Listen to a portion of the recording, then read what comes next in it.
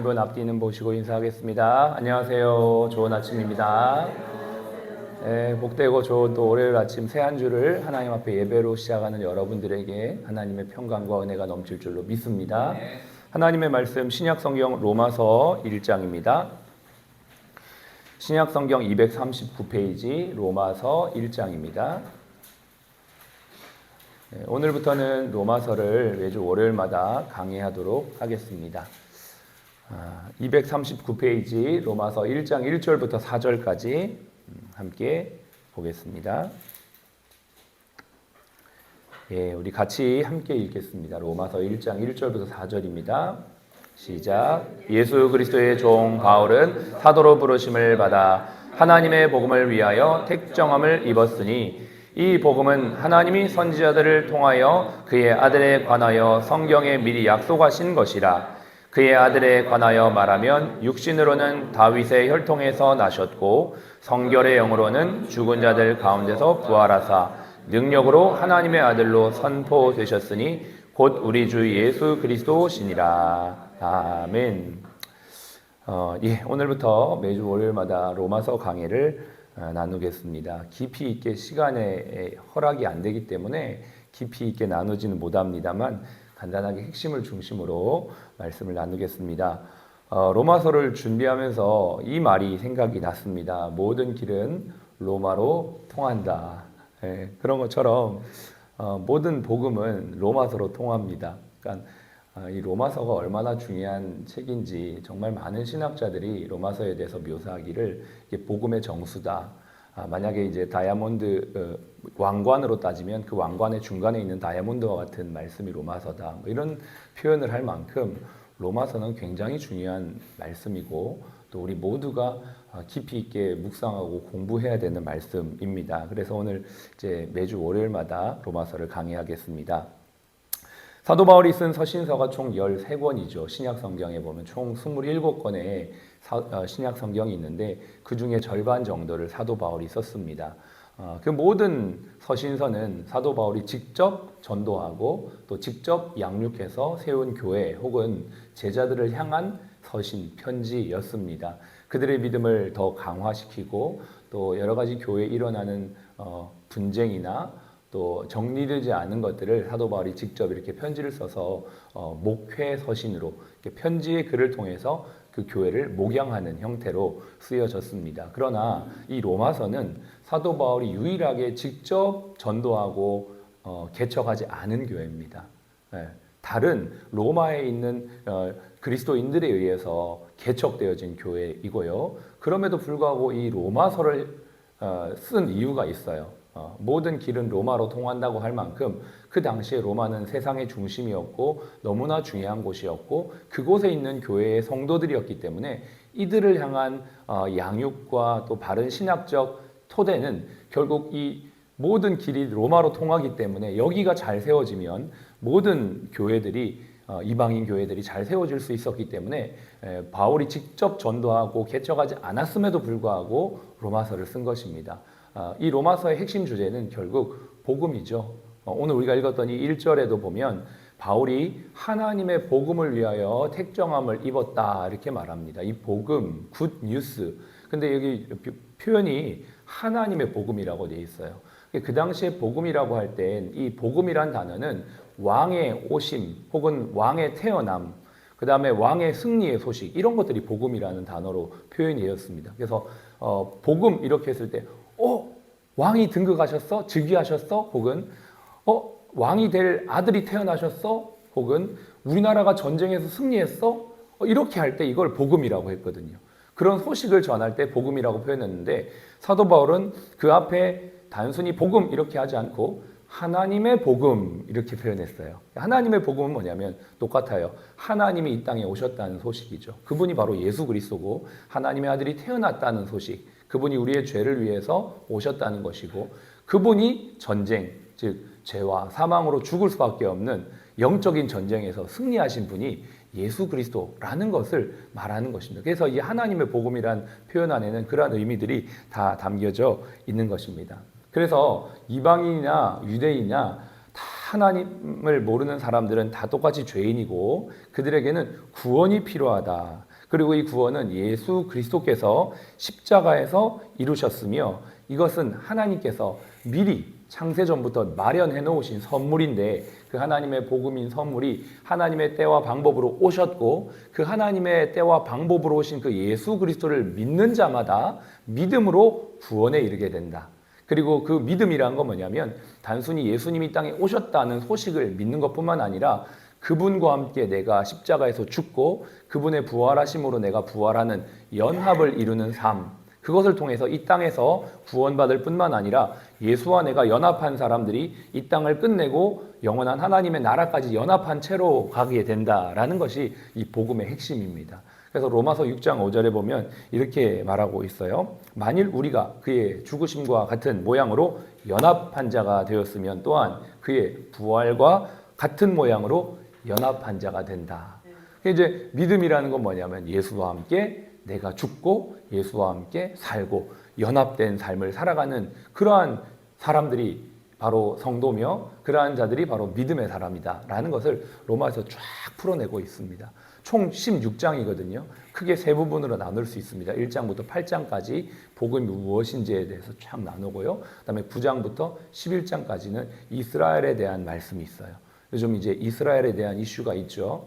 거기에 보면 이제 9장부터 11장까지 이스라엘에 대한 예언적인 말씀들이 있습니다. 지금은 이스라엘이 하나님을 부인하고 하나님을 대적하고 떠나지만 언젠간 하나님의 때가 되면 하나님께서 택한 이스라엘 백성들을 다 돌이키시겠다라고 하는 약속의 말씀이 거기에 있고요. 그다음에 12장부터 16장은 이제 그리스도인은 어떻게 살아야 되는지 삶의 윤리에 대한 부분이 이렇게 나와 있어요. 그래서 크게 세 부분으로 로마서가 구성이 되어 있는데 이제 월요일마다 함께 이 부분들을 핵심적으로 다루겠습니다. 오늘은 1장 1절부터 4절까지 말씀을 봤어요. 우리 1절, 2절을 한 번 더 보겠습니다. 아까 1절은 우리가 읽었고요. 2절 보시면 이 복음은 하나님의 선지자들을 통하여 그의 아들에 관하여 성경에 미리 약속하신 것이다 라고 하면서 이 복음에 대한 부연 설명이 나와 있습니다.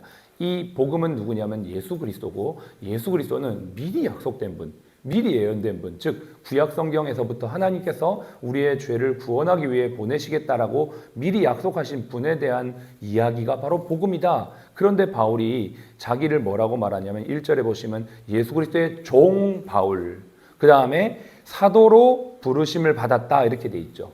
자, 1절에 보면 자기 정의, 자기의 어떤 정체성에 대한 고백이 나오죠. 두 가지의 단어로 표현됩니다. 하나는 종, 또 하나는 사도. 여기 말하는 종은요, 둘로스라는 단어입니다. 우리가 이제 선교를 하기 위해 다니는 그 호프 선교회인가요? 거기에 배 이름이 둘로스인데 종이란 뜻인데요. 이 종, 둘로스라는 말은 생사 결정권이 주인에게 있는 노예를 말합니다. 노예.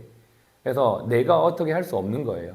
주인에게 속하여 있고 가축이나 물건처럼 주인에게 소유되어진 신분을 종, 둘로스라고 하는 겁니다. 지금 바울은 자기를 그렇게 표현하는 겁니다. 자기는 누구의 소유입니까? 예수 그리스도의 종, 둘로스. 그분에게 내 모든 행사 여탈권이 다 있고 그분이 나의 주인이라는 겁니다. 여러분, 이것은 바울의 고백뿐만 아니라 예수를 믿는 모든 자들의 고백입니다. 예, 우리가 예수를 믿는 것은 예수를 주인으로 고백하는 겁니다. 예수를 나의 구세주, 나의 죄를 해결하신 분뿐만 아니라 사도행전 2장 38절에 분명히 너희가 예수를 주와 그리스도로 영접하면 성령의 선물을 받는다 그랬습니다. 주와 그리스도는 같은 의미입니다. 단순히 그분이 나의 죄를 사하신 구세주뿐만 아니라 그분은 나의 주인이죠. 바울이 예수님에 대해서 주님은 나의 주인이시고 나는 주님의 종입니다. 이렇게 고백했던 것처럼 그 바울의 고백은 지금 우리의 고백과 같은 것입니다. 그리고 지금 두 번째는 사도로 부름받았다. 이 사도는 아포스톨로스라는 단어인데요. 보냄을 받은 자라는 뜻이에요. 보냄을 받은 자. 그러니까 그분께 속한 종이지만 그분이 나를 어떻게 해요? 사도로 보내었다. 어디로요? 하나님이 가라고 하신 그곳으로 보내어진 자. 이 사도라는 단어에서부터 엠베서더, 대사라는 단어가 나왔습니다. 예, 그래서 대사가 뭡니까? 그 나라의 모든 권한과 어떤 그 능력을 위임받아서 어떤 한 나라에 가서 그 나라를 대표해서 다스리는 역할을 하는 것이죠. 이번에도 우리 이스라엘에서 대사관하고 외교부하고 통일부하고 이렇게 딱 시너지 합력을 해서 우리나라 국민들을 시그너스호에 딱 태워가지고 왔습니다. 그 모든 일을 결정하는 결정권자가 누구냐면 이스라엘 대사입니다. 대사가 대사관에서 딱 얘기를 합니다. 대한민국 국민들 다 오실 분 오십시오. 이렇게 하면은 다 가는 것이죠. 그런 역할이 바로 대사, 바로 이 자신의 역할이라고 바울은 말하고 있는 것이죠. 하나님의 대사로 이 땅에 와서 하나님의 복음을 전파하며 하나님의 백성들을 부름받게 하는 역할, 그게 바로 사도 바울의 역할인 것이죠. 그런데요, 이 종과 사도의 역할이 바로 사도 바울의 역할일 뿐만 아니라 예수를 믿은 저와 여러분들의 역할이라는 것을 아십니까? 여러분, 중요한 것은요, 내가 무엇을 하느냐보다 더 중요한 건 내가 누구인가라는 것입니다. 내가 누구인가? 여러분, 저와 여러분이 누굽니까? 이 세상 사람들이 왜 세상을 살기 힘들어하는가? 왜 우리 아이들이 공부하다가 방황하고 나는 누구, 여긴 어디 이렇게 할까? 그 생각을 해보면 자신의 정체성에 혼란이 오는 겁니다. 내가 누군지를 모르는 거예요. 어저께 저희 아들하고도 그런 얘기를 했습니다. 고등학교 이제 가게 되는데 네가 어떤 고등학교를 가느냐가 중요한 게 아니라 네가 어떤 사람이고 어떤 삶의 부르심을 가지고 가느냐가 더 중요한 거야. 그것이 세팅이 되면 어디를 가든지 중요하지 않아. 마찬가지 아니겠습니까? 우리가 이 세상 오늘을 살아가면서 내가 누구인가에 대한 정의가 확실하고 깊이 있게 뿌리 박힐수록 내가 무엇을 하는가는 더 선명해질 수밖에 없는 것이죠. 저와 여러분들은 하나님의 사랑받는 자녀이고 보배로운 신부이며 또 주님의 기르신 양입니다. 이것뿐만 아니라 얼마나 많은 우리를 향한 정의가 성경에 있는지 모릅니다. 특별히 일터에서 우리의 정의가 무엇일까요? 하나님께서 일터로 부름받은 제자들이라는 겁니다. 여러분, 이 정의를 확실히 가지셔야 합니다. 우리는 뭡니까? 일터로 부름받은 제자들입니다. 그냥 여기에 돈 벌려고 온 게 아니라는 것입니다. 단순히 돈을 버는 것이 중요하지 않다 이런 의미가 아니고요. 돈을 버는 것뿐만 아니라 그보다 더 큰 부르심이 있는데 이곳에서 하나님이 나에게 맡기신 그 일을 통해 하나님의 영광을 나타내며 생명의 복음을 증거하는 그러한 부름받은 제자들이라는 것을 여러분, 저와 여러분들이 확실히 기억해야만 합니다. 그래서 존재의 선언이 확실해야지 사명의 선언이 정리가 돼요. 우리 병원이 무엇을 위해 존재하는가가 확실하면 우리가 무엇을 해야 되는지가 정의가 되는 것이죠. 여러분이 어떤 존재인지에 대한 존재 선언이 확실하게 되시기를 바랍니다. 여러분, 한번 마음속으로 질문해 보세요. 하나님 안에서 나는 누구인가? 저는 저의 스스로에 대한 정의를 빛을 전하는 사람이라는 정의를 가지고 있습니다. 나는 예수 그리스도의 빛을 전하는, 내가 누구를 만나더라도 예수 그리스도의 빛을 전하는 사람. 이건 저만의 정의거든요. 여러분도 여러분의 존재 선언이 되어져야만 합니다. 그래야지 여러분의 사명 선언이 돼요. 일터에서 여러분의 존재는 바로 하나님의 일꾼으로 부름받은 제자라는 것을 기억하면서 그 사명, 그 존재 안에서 사명을 이루는 저와 여러분 되시기를 축복합니다. 두 번째 3절 4절에 보시면요, 그의 아들에 관하여 말하면 육신으로는 다윗의 혈통에서 나셨고 성결의 영으로는 죽은 자들 가운데 부활하사 능력으로 하나님의 아들로 선포되셨다, 이렇게 돼 있어요. 이거 조금 어렵게 이해가 되죠. 앞에 부분은 쉬워요. 혈통, 육신의 혈통으로는 다윗의 후손으로 나셨다. 그러니까는 예수님의 조상은 다윗이에요. 그래서 다윗의 가문으로 예수님이 태어나셨다. 이것은 육신적인 혈통으로도 전혀 문제가 없다는 걸 말합니다. 왜냐하면 하나님께서 구약의 다윗에게 약속하시기를 너의 후손을 통해 통치자가 나오게 된다라고 약속하셨거든요. 그 약속대로 그 다윗의 후손에서 예수님이 오셨습니다. 그러니까 구약의 언약이 그대로 성취되는 것이고 이거는 전혀 문제가 없는데 뒤에 보면 성결의 영으로 죽은 자들 가운데 부활하사 능력으로 하나님의 아들로 선포되셨으니 라고 되어 있어요. 이거 조금은 이제 해석이 필요한데 성결의 영이 뭔가? 영어 성경 NLT에 보면 아주 쉽게 표현이 되어 있습니다. 거기에 이렇게 표현이 되어 있어요. He was shown, 그는 보여졌습니다. To be the Son of God, 하나님의 아들로 보여졌습니다. When he was raised, 그가 부활하셨을 때, from the death, 죽음에서부터, by the power of the Holy Spirit. 단순하죠. 우리나라 성경으로 좀 복잡하게 해석이 되어 있는 것 같아요. 성결의 영이 뭐냐면 the power of Holy Spirit, 성령의 능력으로 부활하셨다는 거예요. 이 말씀이 정말 우리에게는 큰 위로가 됩니다. 여러분, 성령의 능력이 우리 안에 있어야 돼요. 그래야지 우리가 살아납니다. 여러분, 우리가 예배를 드리는데 성령의 능력이 우리 가운데 날마다 부어져야지 이 예배 가운데 주님과 교통이 있고 내 영혼이 살아나게 됩니다. 육신의 어떤 예배 수준을 넘어서 성령과 내가 연합되어지는 것이죠. 예수님이 어떻게 부활하셨냐? 성령의 능력으로 부활하셨다는 거예요. 육신으로 태어난 것은 100% 사람으로 태어나셨지만 그분이 죽고 부활하신 것은 성령의 능력으로 된 것입니다. 여러분, 우리도 물과 성령으로 거듭나야 합니다. 우리 그리스도인들도 예수를 믿음으로 말미암아 우리의 신분이 하나님의 백성이 되지만 그것을 넘어 물과 성령으로 거듭나야지 하나님의 나라에 들어갈 수 있다라고 예수님 분명히 말씀하셨습니다. 여러분, 우리 그리스도인들이요, 성령으로 거듭나야 합니다. 성령의 사람이 돼야 합니다. 그냥 우리가 단순히 예수를 믿고 예배를 드리는 수준이 아니고요, 우리가 정말 성령으로 거듭나야 돼요. 정말 성령 충만한 그 능력이 우리 가운데 있을 때 우리가 존재의 선언도 분명해질 뿐만 아니라 사명도 감당할 수가 있는 거예요. 우리 힘으로는 안 되는 것이죠. 우리의 지식으로는 안 되는 것입니다. 여러분, 참 많은 기독병원이 있었다고 제가 얘기를 들었습니다. 병원장 얘기. 훌륭한 의사 선생님들, 훌륭한 분들, 정말 탁월한 분들이 계셨지만 정말 그것이 어떤 육신의 지식과 탁월한 실력을 넘어 성령 안에서 하나가 될 때, 성령의 충만한 은혜가 나타날 때 정말 기독병원으로서의 역할의 사명을 감당하게 될 줄로 믿습니다. 그래서 우리가 먼저는 여기 있는 분들 한 분 한 분이 성령 충만해야 합니다. 성령과 연합돼야 되고 성령 안에서 일하고 기도해야 합니다. 성령의 능력을 날마다 체험을 해야 합니다. 오늘 예수님을 부활케 하신, 예수님을 살리신 능력은 by the Holy Spirit이라고 되어 있어요. 성령으로 가능한 겁니다. 여러분, 우리 그리스도인들이 하나님의 사람으로 살 수 있는 유일한 능력은 성령의 능력입니다.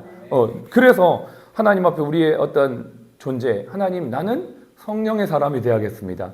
그렇게 기도하는 저와 여러분들이 될 때 나도 살고 다른 사람도 살릴 수 있는 진짜 하나님의 손에 붙들려 쓰임받는 하나님의 병원이 될 줄로 믿습니다. 이 비전, 이 소망, 이 부르심을 가지고 저와 여러분들이 한 주를 나아갑니다. 힘차게 갑시다. 나는 누구인가? 나는 그리스도의 종이요 사도입니다. 나는 어떻게 살아야 되는가? 성령의 능력으로 내가 살고 사람을 살리는 사람들로 살아가는 저와 여러분들이 되시길 간절히 축복합니다. 고린도전 15장 45절 말씀에 이렇게 말씀하십니다. 기록된 바 첫사람 아담은 생명이 되었다 함과 같이 마지막 아담은 예수님을 말합니다.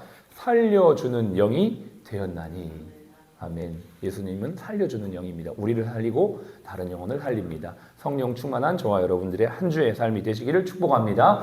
기도하겠습니다. 우리 딱 1분만 기도할 때 하나님, 나는 주님의 종이요 사도로 또 일터로 부름받은 제자들입니다. 성령으로 살게 하소서. 성령으로 살게 하여 주옵소서. 기도하겠습니다. 하나님 아버지, 감사합니다. 오늘도 우리가 하나님의 말씀 안에서 성령 충만하기를 원합니다. 아버지 하나님, 우리의 부르심이 어디에 있습니까? 하나님께서 우리를 아버지 일터로 부르시고 일터에 부름받은 제자들로 택하신 줄로 압니다.